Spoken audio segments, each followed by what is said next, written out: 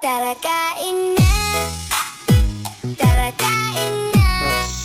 Sobrang sarap, sobrang sarap. Sarap na sarap, gusto ko pa. Ang sarap-sarap, sobrang saya. Tara kain na, tara kain na.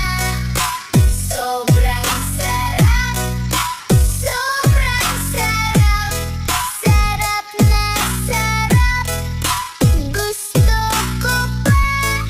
Ang sarap-sarap, sobrang saya. Tara kain na, tara kain na. Sobrang sarap, sobrang sarap. Sarap na sarap, gusto ko pa.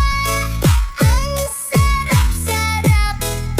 Bakit kaya mas maraming masasarap magluto na lalaki kumpara sa mga babae? I mean, kapag pupunta ka kasi sa mga restaurant na sosyal at mahal, mapapansin mo na puro chef na lalaki ang makikita mo at ang mga babae ay kadalasan ay waitress at cashier lang. Pero bakit kaya mas maraming masasarap magluto na lalaki? Kapag sa bahay naman ay mapapansin mo na ang mga babae ang madalas magluto. Ito ay dahil magkaiba ang teknik ng pagluluto ng mga babae kumpara sa lalaki. Kapag kasi nagluluto ang mga babae at kulang ang ingredients nito, madalas ay hindi nila ito hahanapin at gagawan na lang nila ito ng paraan para masabing okay na yan.